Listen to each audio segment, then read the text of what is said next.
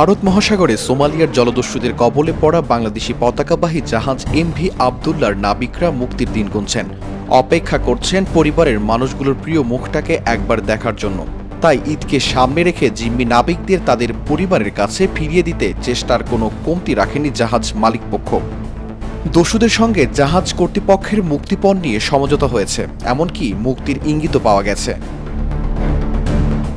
তবে জাহাজের জিম্মি নাবিকদের ছাড়িয়ে আনতে মুক্তিপণ হিসেবে দস্যুদের অর্থ দেওয়ার বিষয়ে কিছুই জানাতে রাজি হননি মালিকপক্ষের কেউ।